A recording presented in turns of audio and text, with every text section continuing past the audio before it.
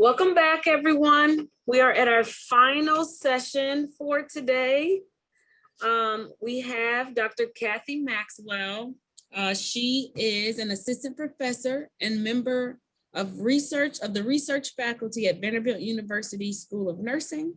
She represents the Society of Trauma Nurses as the nurse liaison for geriatric trauma to national organizations, including the American Association for the Surgery of and the American College of Surgeons Committee on Trauma. Today she'll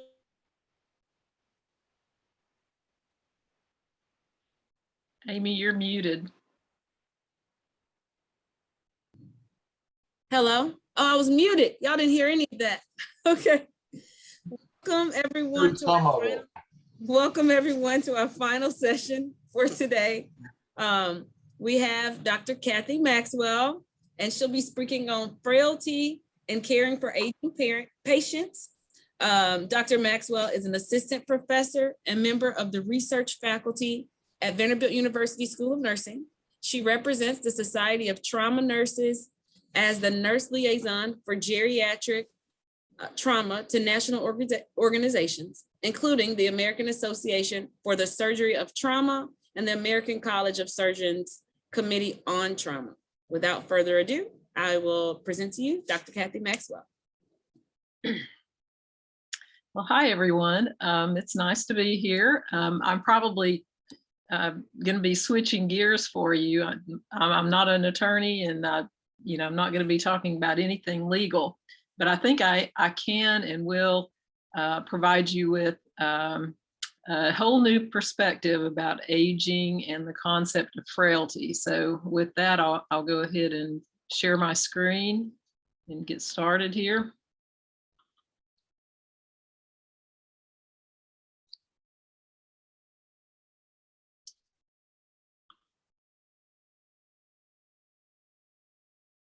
Okay, can everybody see that and hear me? Okay. Yes.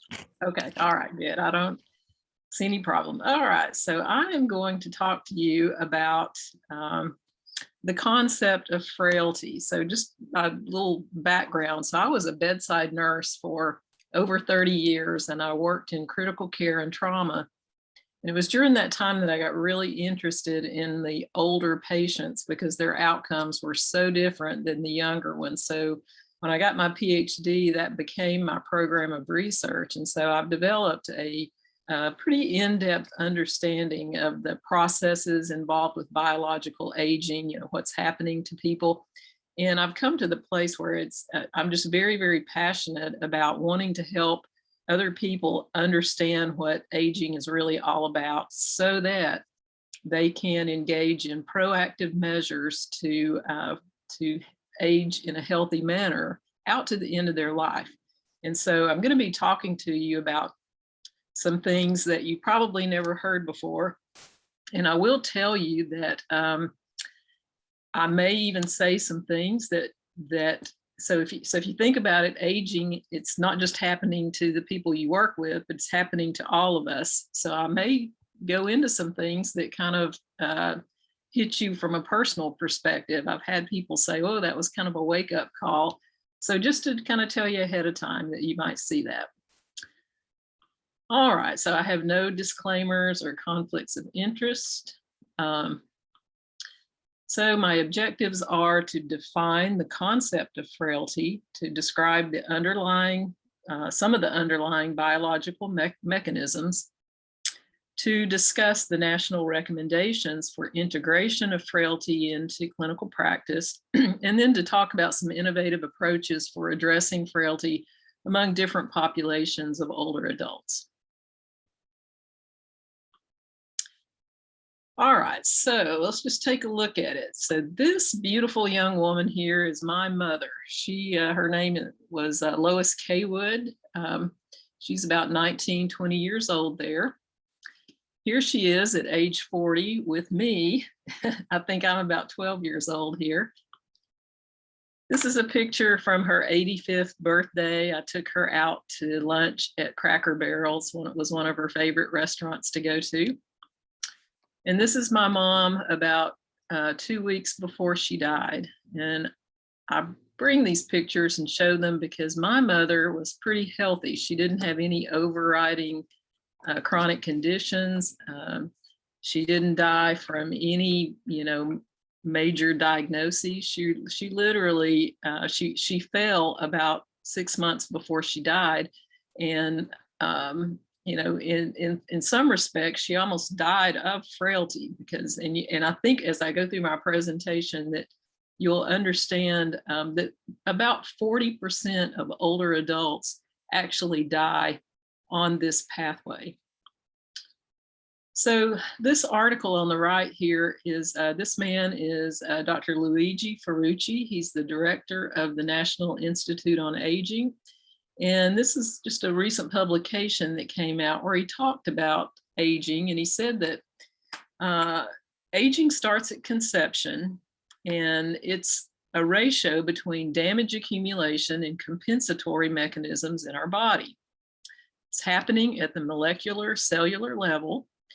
And in the past 5 years, there's really been a shift in how we think about aging from something that needs to be accounted for or eliminated through statistical adjustment to realizing that aging is actually a causal factor in the development of many of the chronic diseases, including Alzheimer's, dementia.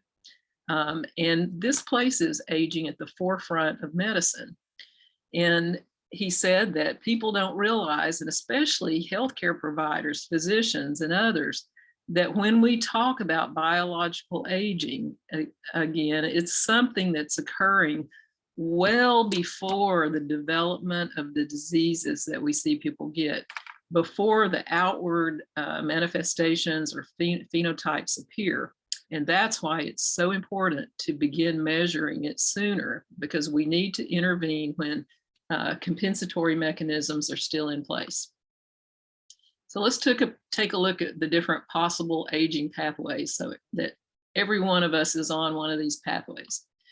This is the very best one. This is one where someone maintains a very high functional or physical capacity throughout their whole life, out to the very end where they take a sharp dive right at end of life.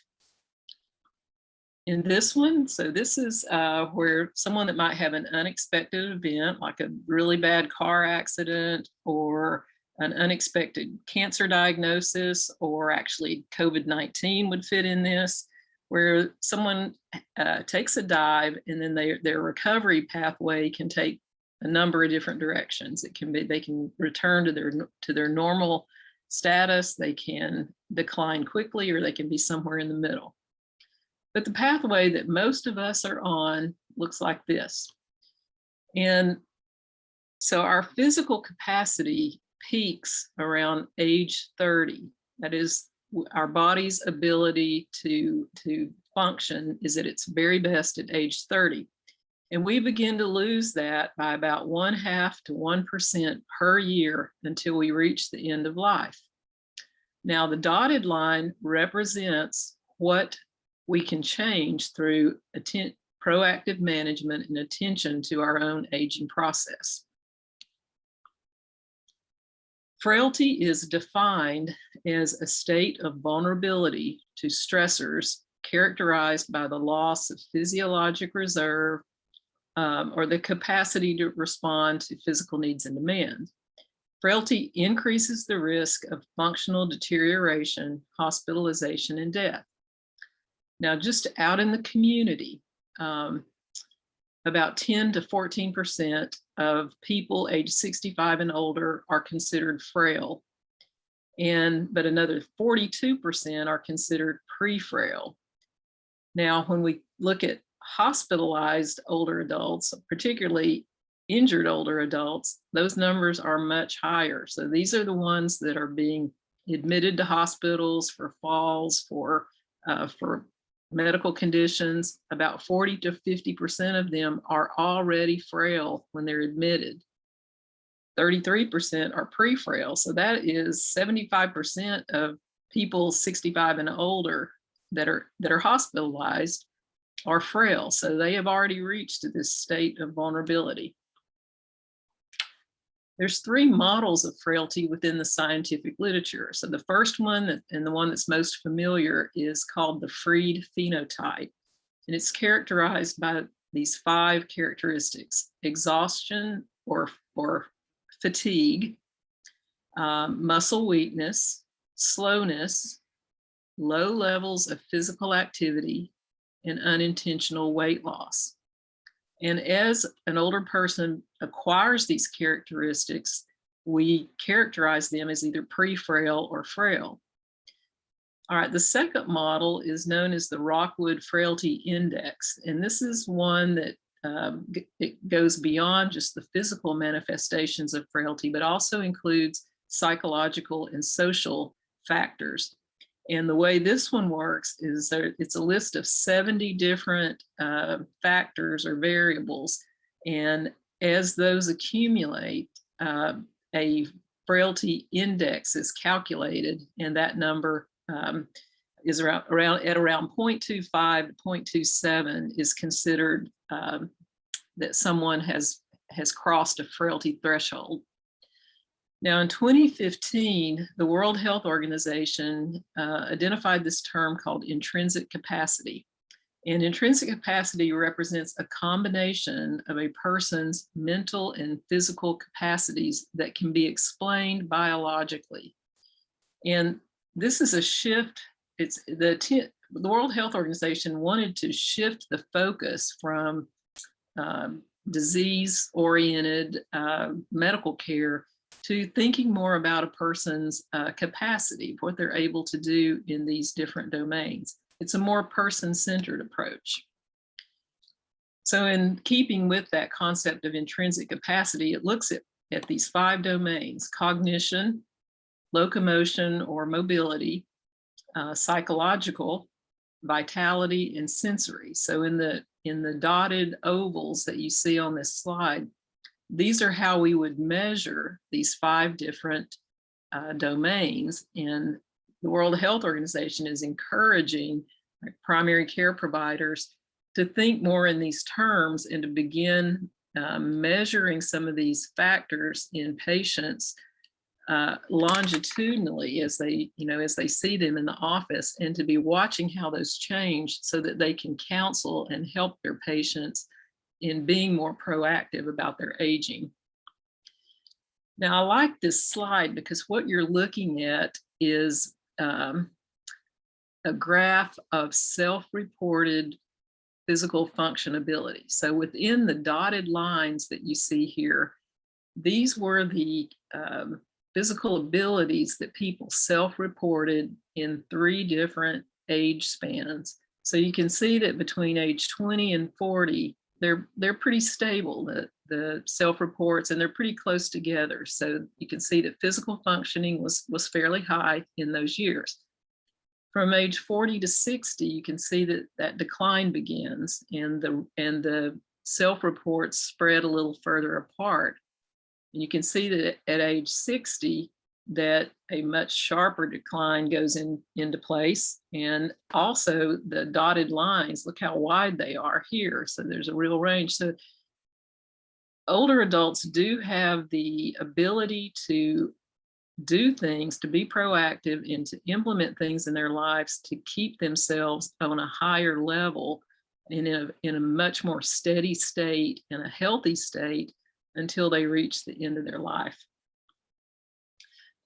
So we're advocating for healthcare systems that are frailty ready, that they think in terms of this continuum from living well and with the focus on health and wellness to end of life and dying well, being able to recognize that eventually death, end of life comes for everyone. And if we can understand this trajectory along the way, that we're going to be more ready for it, and that we can help our relatives, our friends, our patients also be ready for it. And it also raises the importance of advanced care planning, of advanced directives, of power of attorney, all of those kinds of things. So now I want to get into kind of an area that I'm just really fascinated by, and I hope you find it interesting too. So I mentioned that aging and frailty represented that it was a process that's happening at the molecular and the cellular level. So I want to talk a little bit more about that, and particularly where it comes to our body's ability to make energy. So bioenergetics is actually the study of the transformation of energy within living organisms. And the term entropy is actually a physics term that means the tendency for concentrated energy to disperse, leading to the loss of molecular fidelity, eventually overwhelming maintenance systems. So you can recall from when you've taken science classes, the laws of thermodynamics, how energy can never be created or destroyed, but it does disperse over time. Well, that happens within the human body. So here you see between age 30 and 60, we see that decline by about half to 1% per year. At age 60, that escalates even more. And at age 85, we see a very marked escalation in the loss of the body's ability to make energy. So this slide is just showing some papers that have come out within the past 5 years and that really illustrate this shift, this paradigm shift that we're seeing when we think about aging. And you can see all of these papers talked about mitochondria. So recall also from science classes that mitochondria is an organelle within the cell that produces energy. Mitochondria is where over 90% of our body's energy comes from. So that kind of makes it a pretty important little microscopic feature in the cells of our body. And it's an area that I've become just fascinated with, and I'm going to talk a little bit more about. So in thinking about that, so what you're looking at here on the left-hand side of the slide, these are different biological mechanisms involved with aging. And notice that mitochondria is one of those. So these processes are all contributing to the development of these chronic conditions that you see on this slide: cancer, coronary heart disease, stroke, COPD, diabetes, late life dementia, depression, osteoporosis. There is some contributory factor of genetics, but and environmental risk, but to a large extent, it's these biological mechanisms, particularly those focused on the mitochondria, that are leading to the development of a lot of these conditions. Oh, and I want to go back to that for just a minute. So when you think about mitochondria and energy, think about what organs and tissues have the most mitochondria. So within the cells of the body, we have anywhere from hundreds to thousands of mitochondria per cell. And the tissues or organs that have the most, with the highest number of mitochondria, are, as you might imagine, skeletal muscle, the heart, and the brain. And the liver comes pretty close behind those, but those are the top three: the heart, skeletal muscle, and brain. So as we lose mitochondria and develop mitochondrial dysfunction, it really affects those organs. All right, so when we think about mitochondria, I don't want to spend a lot of time on this, but think about this: the cells of the body produce cellular respiration through the mitochondria. And when that's not working well, we develop oxidative stress. Oxidative stress leads to mitochondrial dysfunction and the development of reactive oxygen species within our bodies, within our systems, that just hang around and are there chronically and that begin to cause problems that lead to some of these diseases. All right, what you're looking at here is, on the right-hand side, is a electron microscope picture of a single mitochondria. And what I want to draw your attention to, notice those little squiggly lines in the middle. and how they're kind of double layered. So that is the inner lining of the mitochondria that loops back and forth.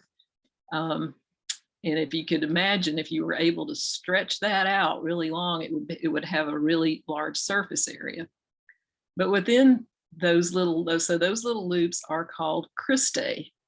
And within those cristae are the electron transport chain that produces ATP, or energy, from the oxygen and the air that we breathe in. The pictures over on the left-hand side are just drawings of a mitochondrion that are just showing that inner lining, that cristae, and then the one on top is showing a very close up of just a single cristae, and how the electron transport chain, the complexes, are embedded within the lining of the cristae of the mitochondria. That is where your body and my body is producing all of the energy that we need just to live from day to day, to be able to physically function, to be able to do anything that requires energy. This is where it's coming from.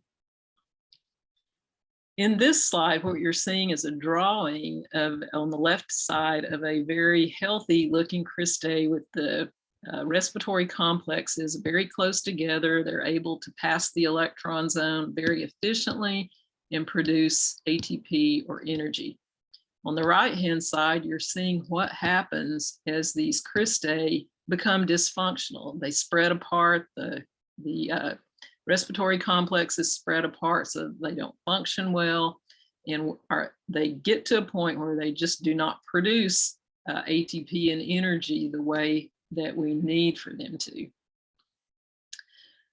On the left-hand side here, so you're seeing a drawing of what healthy mitochondria look like. So we see as we engage in activities and we produce energy, we create a demand for more energy, and what that causes the mitochondria that we have to fuse together, to multiply, and to produce that energy that we need when we exercise. Basically, when we exercise, we are telling our bodies, I need energy, make me some more energy, and this is what happens. When we're sedentary, on the right-hand side, those mitochondria do not get used like they need to be. They become shriveled, dysfunctional. They begin to break apart into fragments that hang around in the body and that can cause mutations that lead to some of the more common cancers that we see: breast cancer, colon cancer. And so that's just a little background on where the energy of our body comes from, and that as we lose it, we become frail. Well, the World Health Organization came out with recommendations of integrated care for older people. And they involved recommendations of improving musculoskeletal function, mobility, and vitality, maintaining sensory capacity, preventing cognitive decline and depression, and promoting psychological well-being, managing age-associated conditions, preventing falls, and supporting caregivers. Now, guidelines for those recommendations include assessing older persons' needs and their declining physical and mental capacity. So recall back to the slides on intrinsic capacity, that we begin assessing people. Really, we need to start doing that when people are age 50. Begin to assess these areas so that as they change, earlier recommendations can be made. Defining goals of care and developing care plans with multi-component interventions. And I'm going to say more about recommendations for those multi-component interventions in a little bit. Implementing the care plan using principles of self-management, helping people understand how important it is to manage their own personal trajectory of aging, of being very proactive about that. Ensuring a strong referral pathway and monitoring of the care plan, and engaging communities and supporting caregivers. Now, so my work, so what you're looking at here, so in response to all of this, back in 2017, 2018, I developed a 36-page booklet for older adults that's written at a 7th grade reading level. And the booklet basically provides an overview of what aging is really all about. And it introduces people to the term frailty. Now, frailty is not a appealing word, you know. In fact, it's kind of a negative word. People don't like to talk about it or hear about it, but it's a real concept. And when we present it within the proper context of helping people understand it from an aging biological perspective, people are much more open to talking about it. So the booklet defines frailty. It explains why a person, as they get older, how they become frail, and why it leads to falls and other problems. There's a section in there on how the body makes energy. So what I showed you, which were kind of more complex slides within the booklet, it's much more simple, easier to understand, but it still gets the point across of how the body makes energy and how important it is for us to give attention to helping the body continue to make energy as we age. It goes into 8 focus areas that people can think about as they age. And there's also a section on what we call anticipatory care, where we talk about the most common signs and symptoms associated with the final phase of life and the most common emotions that people experience. And it's really just meant to kind of get people thinking about it and preparing for that realistic process. So after I developed the booklet, I also developed with my team 2 workshops using the booklet. So on the left-hand side, we've developed a 2-day workshop for clinicians where we equip them with a much more in-depth understanding of the concept of frailty and biological aging and energy production. But then we also teach them communication skills for how to talk about all of this to older adults, to their patients. And with the communication skills, we go into motivational interviewing, specific skills like affirmation, acknowledgement, summarization, open-ended questions. We talk about habit formation and how important that is, because unless someone can maintain a plan and sustain it over time, it's not going to do a lot of good. So the principles of habit formation are really important to help people understand. I already mentioned anticipatory care, or the final phase of life. And then the back part of the booklet and the focus of the workshop is talking about these 8 focus areas that I'll go into in just a minute, and helping people to set SMART goals in all 8 of these areas.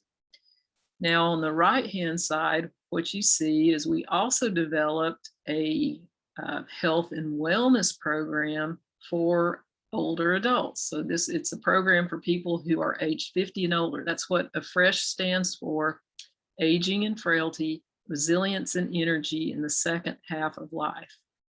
And within this program, we talk about aging and stressors. We talk about frailty and what leads to poor outcomes. We teach them about how the body makes energy and the importance of mitochondrial fitness. We talk about anticipatory care, the 8 focus areas for proactive aging, and goal setting. So all of those workshops and the booklet, they're all based on published recommendations from the World Health Organization and from the Department of Health and Human Resources. And there's a very heavy emphasis in the program on physical activity. And what you're looking at here is just some of those resources that are available on physical activity. I'll say a little bit more about it in just a minute. So what you see here, so on the left-hand side, this was one of our face-to-face workshops that we did before COVID, where we, this is a group of, it's primarily nurses that we trained. And then after COVID happened, we also did another workshop with student nurses and counseling students, where we trained them in this frailty-focused communication. Okay, now the other workshop, the health and wellness program, as I mentioned, we call it Afresh. It's based on the booklet. It utilizes the frailty-focused communication, and it emphasizes proactive management of aging in these 8 areas: physical activity, safety, nutrition, mind-body health, financial legal matters, healthcare decision-making, and sleep and rest. Now, this slide, you see some names on here. We have implemented this program in an apartment community in North Nashville that was built in 2020 for income-assisted seniors. These are actually very low-income seniors. And I'm not going to get into what some of our results have been, but we have seen some very positive results in that community. And this is a collaboration between Vanderbilt School of Nursing, Urban Housing Solutions, which is a company here in Nashville that provides low-income housing. They've been in existence for about 25 years. Community Connexer, and then Insight Counseling of Nashville. This is what the Afresh program looks like. We enroll these older adults in the program, and we do a full assessment on them, and we collect data on what their baseline is. And then we just provide an overview of the whole Afresh program with a special emphasis on the importance of energy homeostasis. Then we do a module on physical activity, and after they complete that module, they meet with an exercise physiologist who helps them develop an individualized physical activity plan. We keep it really simple. We heavily emphasize walking and activities that people can do within their own homes. And then in the subsequent sessions, we cover nutrition, mind, body, sleep, relationships and community, safety, healthcare decision, and financial legal. And we follow each one of those up with what we call a little 2-minute booster, where we kind of reinforce this importance of energy homeostasis and why it's so important to continue to think about that and focus on it. And then at the end of the program, we do follow-up measures for those who have instituted a plan, a proactive plan, particularly a physical activity plan, and we follow them. So within this community where we've implemented this, we've seen some really good improvements in their gait speed, in their walking speed, in their grip strength, and in their BMI or their weight loss.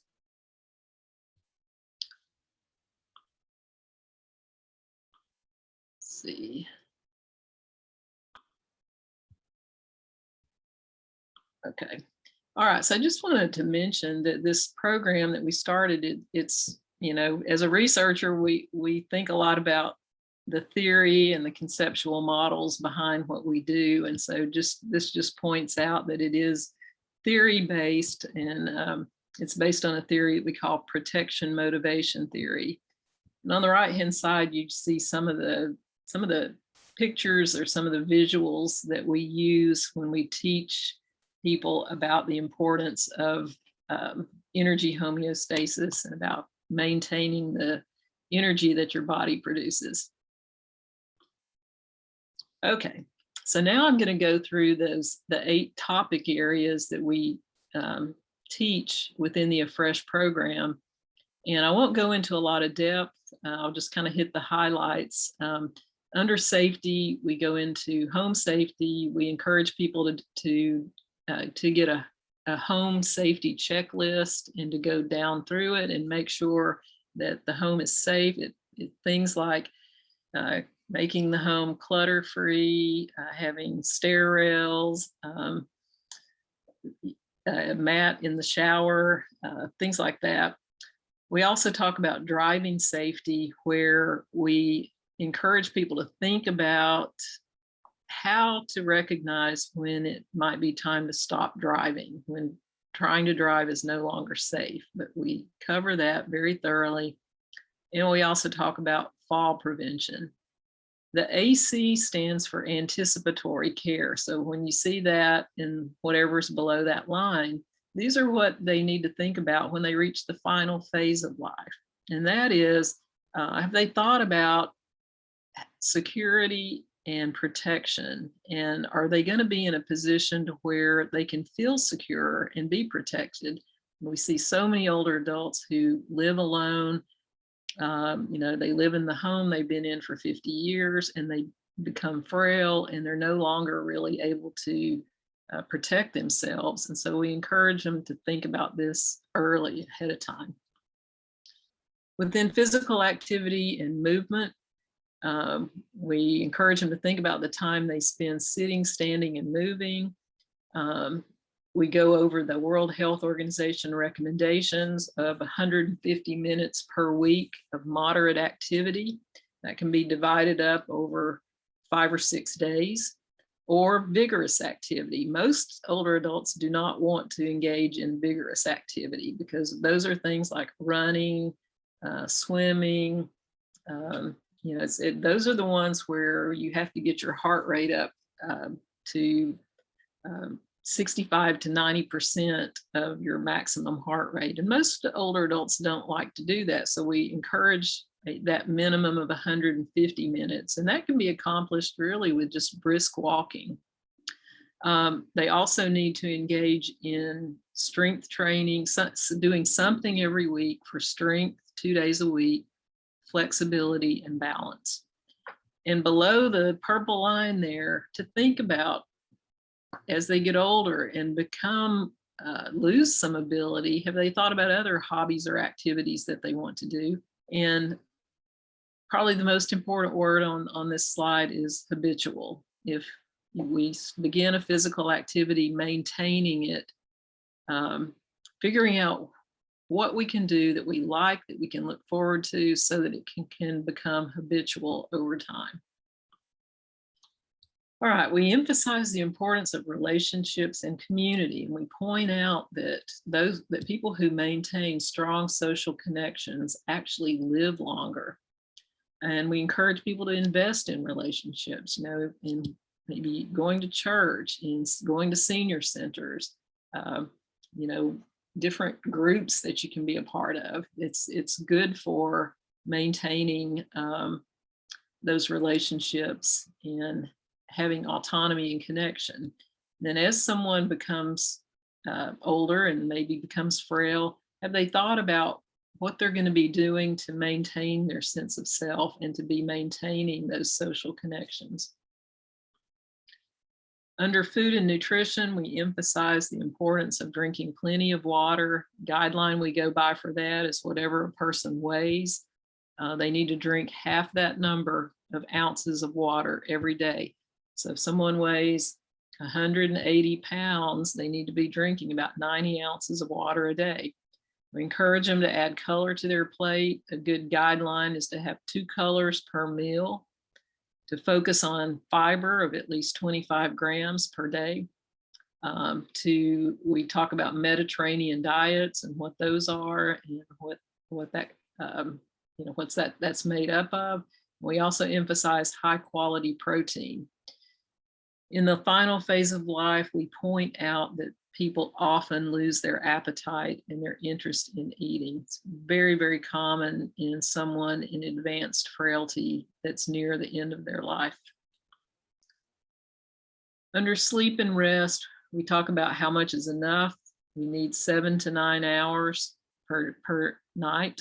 But it's also important to think about during the day, waking calm, staying, stress-free during the day. Talk about the benefits of sleeping. It helps our immune system, it improves our thinking, our memory, helps with weight control. And then we go into different ways to enhance sleep. Now, in the final phase of life, when someone is in advanced frailty, they often sleep a lot more than 9 hours a night. Sometimes right near the end of life, someone will be sleeping as much as 15 or 16 hours in a 24-hour period. Under healthcare decisions, we encourage early versus late planning, advanced care planning, to think about it when you still have the capacity to make decisions and to really think that through. Talk about what the goals of care are if someone gets to the point of where they have a life-limiting condition, and what kind of measures would they want carried out on them. To focus on caring relationships, people that they trust. And then towards the end of life, so thinking about death and the end of life is, most people are afraid to think about it. They just don't let them do it. But if we can address our fears early, before we're even close to end of life, we're going to be much more ready for it. And then also to be aware of the various signs and symptoms associated with that final phase of life. And those are covered in the booklet. Under finances and aging, some legal things to think about: your estate planning, important documents, wills, power of attorney, and how important that is to think about who have they identified someone that they know and that they trust who could take on that role. In terms of healthcare, their insurance policies, their assets, have they let someone know where all of those important papers are? In terms of financial records, any bank accounts, have they given someone, have they written down their usernames and passwords and their account numbers, and so that someone can have access to that? And have they addressed all of these aspects and they feel like they're settled? And then the final area is this mind-body health, where we talk about this connection between the brain, the mind, and how we think, and its effect on the actual physical body, because it's a pretty profound connection that's there. And if we can understand it, and there's so many things that we can do to kind of get a handle on our thinking and our mind, and keeping that in a good place. Things like meditation and prayer towards the final phase of life, of thinking about what kind of legacy we want to leave behind. Have we shared memories, stories, and values? And have we thought about what needs to be in place to have a sense of peace and well-being in the last phase of life? All right, so I'm going to talk just a second about hospitalized older adults.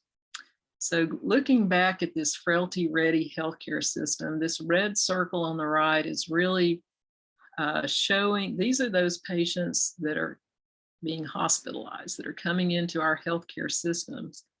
And the importance of recognizing that they're getting closer to the end of life, and that the focus needs to be on, in the earlier stage, of helping them maintain independence, avoiding readmissions to the hospital, of good discharge planning.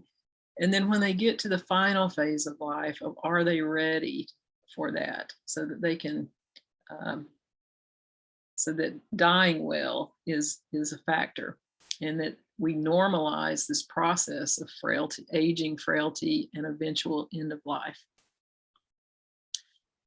So this slide just points out how important it is when older adults come into the hospital that we learn what their baseline is, not what they're like when they're admitted to the emergency room, but that we find out what they were doing 2 weeks before they were admitted to the hospital. What was their baseline frailty status? And so here you just see some things that we look for. Are they independent, or have they become dependent in one or more activities of daily living? What kind of comorbidities do they have? Are they having any impairments in different body systems? And then we measure where they are in terms of frailty using that Fried phenotype. And this is a little short, easy scale called the Frail Scale that we can ask. These are just 5 yes or no questions. Does the person fatigue easily? Well, I'm not going to read them to you because I've got a little video to show you. And then we also have a screening for cognitive impairment called the 88 Dementia Screen. So what I'm going to show you real quickly here is this is me doing a quick frailty screening. Doesn't take long at all, but it gives us a lot of information. I have got some questions that I'd like to ask you about your mom, since she was just admitted. With our older patients, it's just really important that we understand what their baseline was before they came into the hospital, so it can help us develop their goals of care. So just have a few questions. The first ones I want to do is about her physical activity before she fell. Okay, would you say that your mom, that she fatigues easily, that she gets tired, that she gets short of breath when she exerts herself? Okay, and would your mom be able to walk up one flight of stairs independently? Yes. Okay, all right, and would she be able to walk one block or about a quarter of a mile? No. Okay. And tell me about her medical problems. Does she have other medical problems before she came in? Yes, she has congestive heart failure. She does have high blood pressure. She has had some renal problems. She has thyroid disease, and she does have arthritis because of her age. All right. Now, has your mom lost weight as much as 5 to 10% in the past 6 months? Okay. Now, the next questions I want to talk to you about is about her thinking and her memory. I want you to think back to what she was like 5 to 10 years ago. As I go through these few things, I just want you to answer yes or no whether she has had a change. Okay.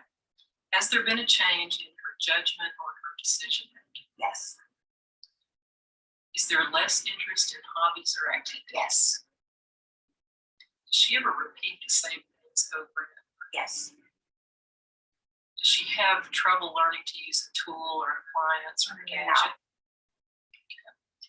Now, does she ever forget the month or the year? No. Does she have trouble handling complicated financial matters like Yes. income taxes? Okay. And does she have trouble remembering things? Yes. Would you say that she has daily problems with her thinking? Yes. Okay, well, thank you. That's all of my questions that I have. Thanks you. Okay, so what you just saw, that was me doing a really quick screening for frailty and for cognitive decline. And that's so important. It really gives us a lot of good information for how we can plan someone's goals of care in the hospital and beyond. Now, other things that we try to avoid while they're in the hospital is the development of delirium. Delirium is acute confusion, and it's not a good thing because it can lead to a lot of problems.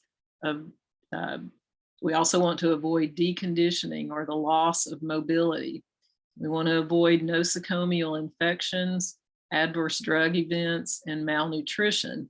And on the left-hand side, one thing I wanted to point out is that a new trend that we're seeing is the idea of hospital care at home.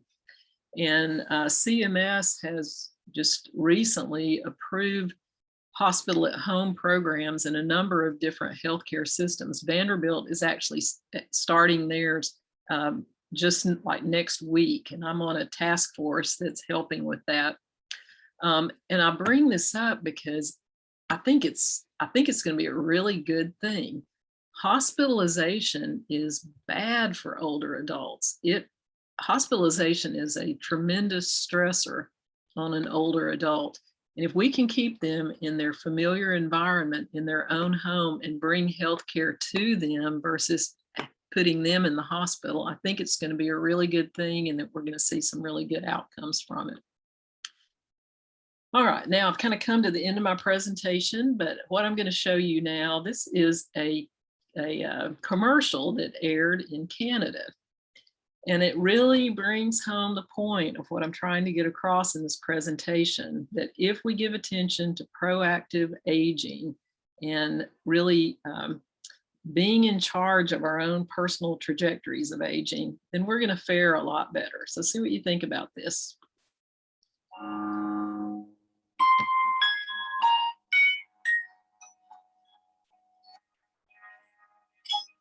What will your last 10 years look like? Will you be quick enough for a game of tag with your grandchild? Strong enough to embrace every moment?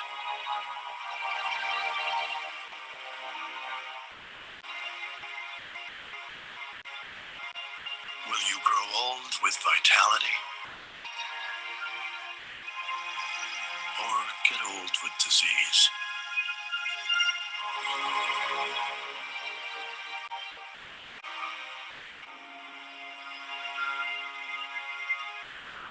It's time to decide. The average Canadian will spend their last 10 years in sickness. Change your future at makehealthlast.ca.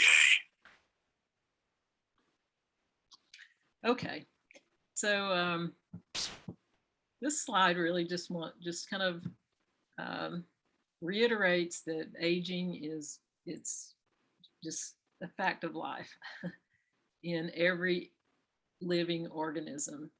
And so I'll leave you with a quote. This is from David Oliver, who's a geriatrician and who was the medical director of the British Medical Society. And he talked about how everything I've talked to you about here today of understanding aging better, that we've got to be doing more of that we've got to train clinicians to do it. And we've got to get that word out and help people understand. He says we have to somehow explain this better to a public who may not be ready for the message, and they don't readily want to discuss dying or frailty. But if we don't, the complaints will grow more quickly than the population ages. And so with that, I'll take any questions that you might have.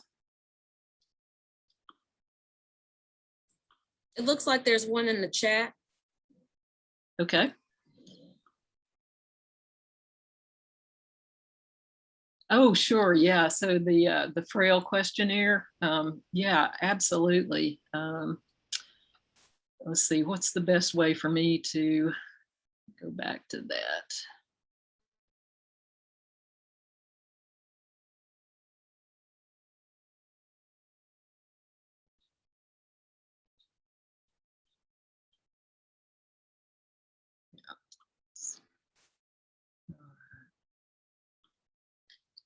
Right, so there's the 5 yes or no questions, and I can send these out to Amy. Does the person fatigue easily? Is the person unable to walk up one flight of stairs? Are they unable to walk one city block or approximately a quarter of a mile? Does the person have more than 5 comorbidities or medical problems? Has the person lost weight unintentionally in the past 6 months? And just in answer to those questions, if someone answers yes to 3 or more of those questions, then they have screened positive as being frail. If they've answered yes to just 1 or 2 questions, then we would have categorized them as screening for being pre-frail. Okay, thank you, Kim. All right, any other questions?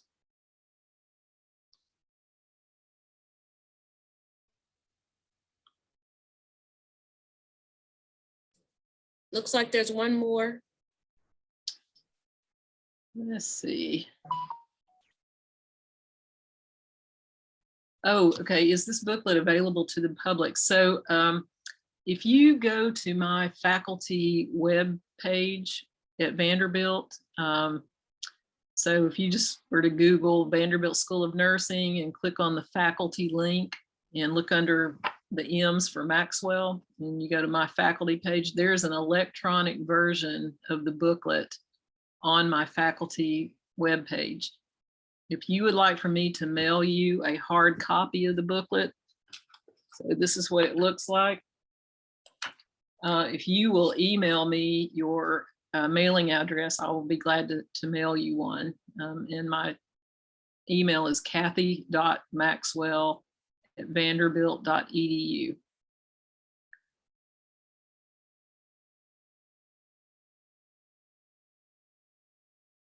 Anything else?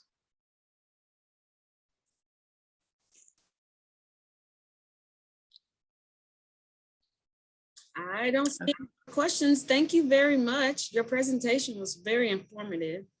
Thank you. Thank you. If you think of anything that you want to ask, feel free to email me. I'm glad to talk to anyone or answer any questions.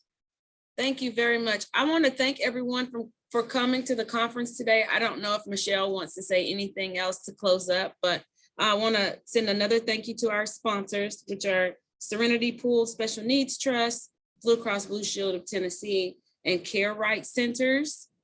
If you all need CLE credit, I put the form in the chat box that you all can use.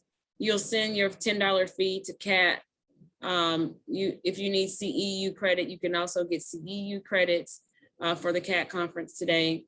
And Michelle, did you want to address anyone or the group?